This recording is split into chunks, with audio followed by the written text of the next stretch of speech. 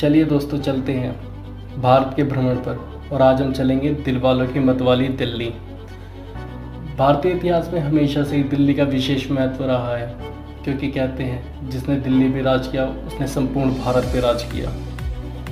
चाहे महाभारत का काल हो या वर्तमान काल। महाभारत काल में इंद्रप्रस्थ के रूप में, वर्तमान काल में दिल्ली एनसीआर के रूप में। अब मध्यकाल की बात कर लेते हैं। मध्यकाल के अंदर दिल्ली का शासन एक वंश से दूसरे वंश में ट्रांसफ़र होता रहा। अब एक वंश से दूसरे वंश में गया, मौर्यों से पल्लवों के हाथ में गया, पल्लवों से गुप्त वंश से अफ़गानों के हाथ में, अफ़गानों से तुर्क, और तुर्क के बाद में 16वीं सदी में सत्ता मुग़लों के हाथ में चली गई।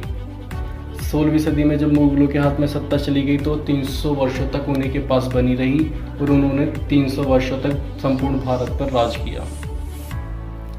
उसके बाद में 18वीं सदी के अंदर अंग्रेज व्यापार करने के बहाने से भारत में प्रवेश करते हैं और धीरे धीरे भारत की राजनीति के अंदर अपनी दखल शुरू कर देते हैं। 18वीं सदी के मध्य में दिल्ली की सत्ता अंग्रेजों के हाथ में चली जाती है, जो 1947 तक उन्हीं के पास बनी रहती है।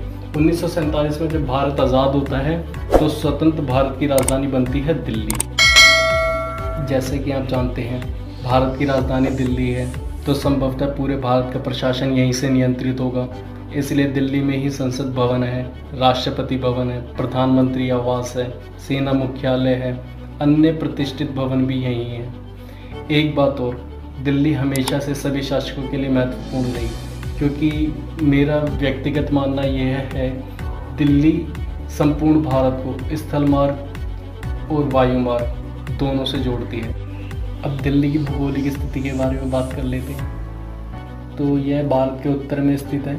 3 ओर की सीमा इसकी हरियाणा के साथ लगती है और एक साइड की सीमा उत्तर प्रदेश के साथ। जब दिल्ली अंतर्राष्ट्रीय प्रसिद्ध महानगर है तो जाहिर है यहाँ पर अनेक तरह के लोग रहते होंगे जो अनेक धर्मों से बिलोंग करते हैं। तो अगर किसी को विविधता में एकता का नमूना देखना हो तो वो दिल्ली आ सकता है। यह विविधता में एकता का एक उचित उदाहरण है। जैसे कि हम सब जानते हैं, दिल्ली हमेशा से सत्ता का केंद्र रही है, तो जाहिर है यहाँ पर अनेकों ऐतिहासिक स्थल होंगे और वो जो घूमने के लिए बहुत अच्छी जगह होती है।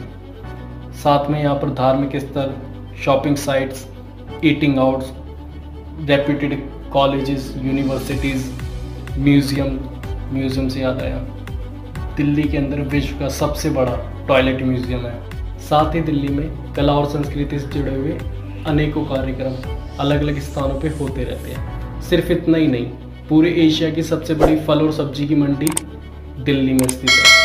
साथ ही मसाले की सबसे बड़ी थोक मार्केट भी दिल्ली में है। दिल्ली के बारे में बताने के लिए बहुत कुछ है, दिखाने के लिए बहुत कुछ है, तो हम सब कुछ एक वीडियो में तो कवर कर नहीं सकते।